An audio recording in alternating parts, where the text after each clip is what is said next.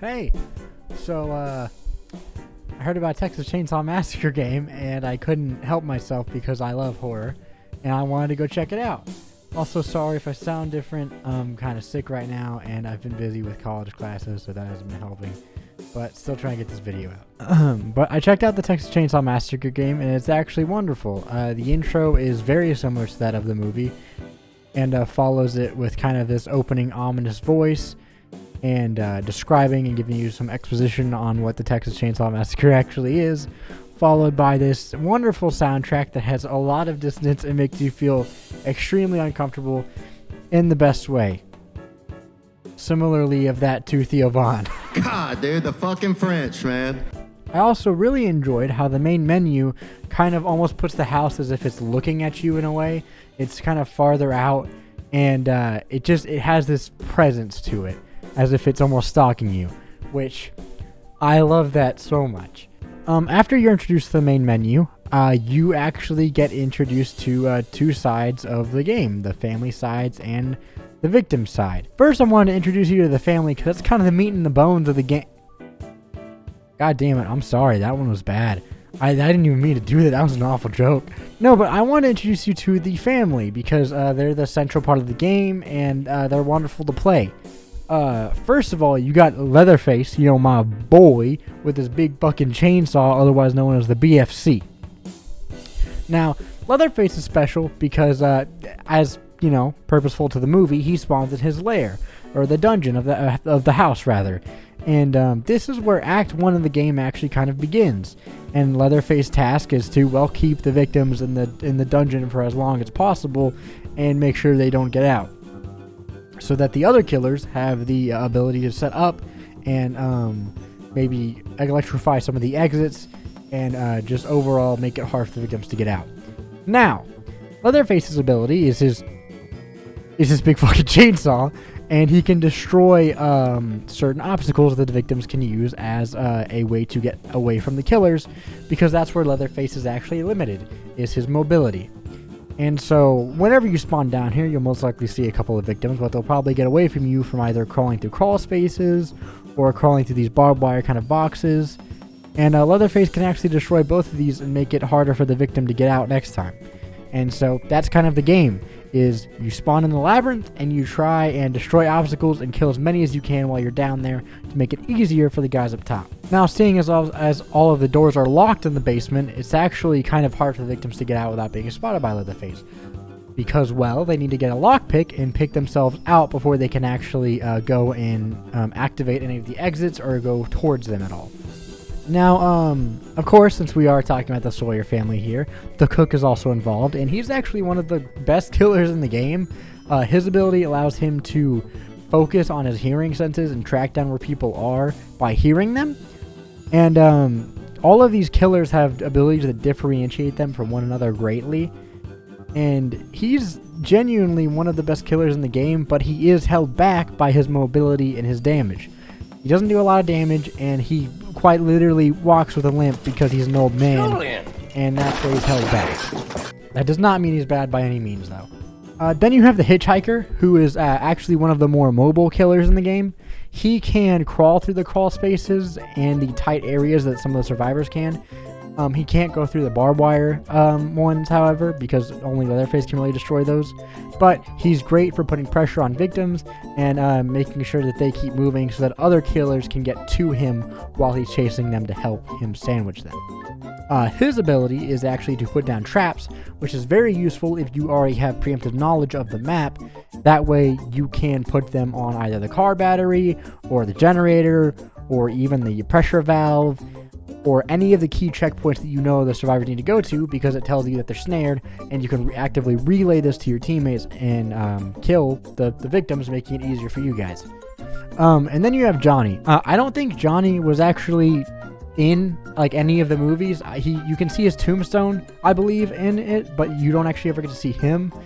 But he's one of the cooler characters in my opinion. He's honestly one of my favorites. His ability is to track down people using their footsteps. He will actually see a footstep on the ground, and you can track people down using this and see where they went. Now, this is wonderful in correlation with other killers because you can also lead them to the victim, and you guys can go all out on him and kill him. And then you have Sissy, which Sissy is similar to Johnny in the regards that I don't think she was in any of the movies besides her tombstone. I'm pretty sure her real name is Loretta, but her nickname was Sissy, and her special ability is she can spit out this powder that will toxic powder that the victims will inhale, and they will be their aura will be shown to all the killers. They will be slowed, and you can overall just track them down easier and get to see where they are. And you can also preemptively set these to contaminate certain areas, such as areas mentioned earlier, like the car battery, the generator, just any key points she can basically cut off for a little bit. And then, the final killer, the best there ever was, is the grandpa. Now, the grandpa is actually a vital part to the game. You feed him blood, and as you give him blood, the more blood you give him, he does this ability called the sonar activation, where if any victim moves while he's doing this kind of yell, it will immediately alert you to where they are and outline them in yellow for every killer to see. Now, this is huge because it's basically just it just tells you where they are. Now, there's 5 levels to this, and the more blood you feed the grandpa, the higher level you get to. Now, level 5, there is absolutely no hiding from this. It does not matter if you stand still. The killers will see where you are, and they will fuck you up. Now, as a victim side, your main goal at the start of the game, much like a League of Legends player, is to get out of the basement. So, there are also 5 different survivors that all have their different attributes that need to work together in order to accomplish this goal. First, you have Connie, which her special ability allows her to lockpick much faster and also not break a tool whenever she's done lockpicking a door. This is very useful in the first part of the game because it's vital that you get out of this basement as fast as you can. Next is Sunny. Sunny can actually hear very well, like a fucking bat, and will pinpoint where his teammates are or even where their family members are using his abilities if they make any noise. And it's actually very useful for if you're using comms with teammates and you can relay knowledge to them on where each of the family members are. Now, Julie's ability is called the Great Escape, and it allows for her to not be tracked by any of the family members, this being Johnny's tracking or the cook's hearing. And along with this, it allows her stamina to be drained at a much less slower rate, so she can run for farther. So this is great for getting away from killers, whether you're kiting them for your other teammates to get to somewhere and take them away, or just using it to save yourself. Very useful. And then you have Anna. And Anna's ability is essentially that she just becomes a tank and will take less damage. And it's just her ability called No Pain, and she just becomes an absolute tank and you can't kill her. She'll just fucking look at you, hit a pop and a lock, and then run. And you're not getting her. And then you have this absolute hunk, Leland. Leland's my favorite survivor, mainly because his ability is simple, but it's so effective. He just quite literally shoulder bashes the killers and makes them fall on their ass for like 2 seconds, or makes them stunned, and you just stun them and run off. That's it. But it is so useful for either saving your teammates or yourself, and that could be the difference between a win and a loss, is having a good Leland. Now let's get into the actual gameplay and how both of these sides combine and how it works. So there's the first act, which is you have Leatherface and the victims in the basement. Now, as the victims, your main goal is to get out as fast as you can without letting old Leatherface, my boy over here, see you. I don't know if something is wrong with me, most likely, but having that chainsaw and chasing people down is so fun, dude. It is so fun revving it and looking at people and just killing them. Do not use that against me in any way, please, because that sounds terrible.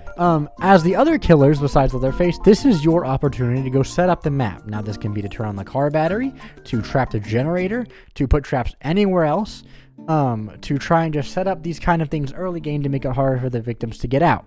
Now, as the victims, your main goal currently is to find a toolbox where you can find a lockpick out of and get out of the basement quickly as you can to go see these other escape methods and try and get out of the map, basically as fast as you can.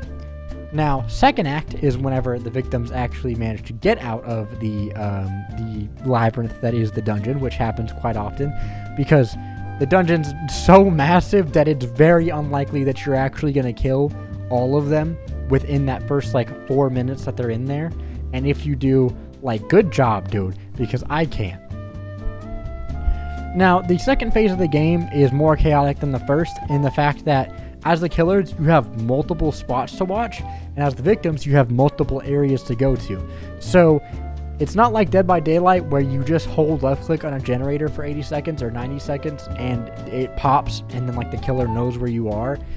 It is much more, you have multiple areas that you need to patrol constantly because the survivors will and can very easily sneak past you thanks to the tall brush, thanks to their abilities, and it's not easy to kill them if they know what they're doing. They will very easily slip past you. And that part I actually really liked because this game heavily promotes teamwork on both ends. I have ran into victim teams that have absolutely stomped my ass and gotten out so fast, and I ran into victim teams that did not work together and I absolutely killed. And I ran into killer teams that I played with that did not know what they were doing because we were not communicating clearly. And I ran into killer teams that I did extremely well with because we all knew what we were doing. We were talking, we were calling out where people were. And it's much more engaging for me anyway in the killer aspect of that sense than Dead by Daylight because I need to have communication with my teammates because it is so vital. Now, the third act is pretty much late game. It's either the victims have escaped at this point or you have Grandpa level 5 and they cannot hide from you and you are going to kill them. All of this is a very compelling gameplay loop actually for each map. Just because no games are ever really the same and there are so many builds you can do with each character. And I love the way that they did actually balance out the killers and also the victims in a way that it made sense. Now, not all of the victims are strengths now not all of the victims have their strengths in all areas and not all of the killers have their strengths in all areas. All of the killers have their strengths in one area and need to work together. Leatherface can destroy obstacles. None of the other killers can do that. Now that is useful not only in the dungeon, but also up above, where you can help your teammates catch a survivor by destroying either a crawl space or an obstacle that he will not be able to use again. Or the cook can help you track down a victim to go and find. Or if you're getting killed by a killer, Leland can tackle you and help you win the game. Or Sonny can spot out where they are for you. That is what differentiates this game so heavily for me from Dead by Daylight, is the fact that they have their own abilities and they are only usable by each character. And there are a lot of builds you can also do with each character because they do have a skill tree and there's also a leveling system for each character and it's in depth by quite a bit. And they are planning to add new characters such as Grandma, I believe, is a killer, and then a new victim. So overall, I had a wonderful time playing this game. Leatherface is one of my favorite killers. Leland is my favorite victim. Johnny is a close second. The Hitchhiker is also fun, but definitely not my favorite. And if you like Sissy, you are weird. You know what I mean by that. You're weird.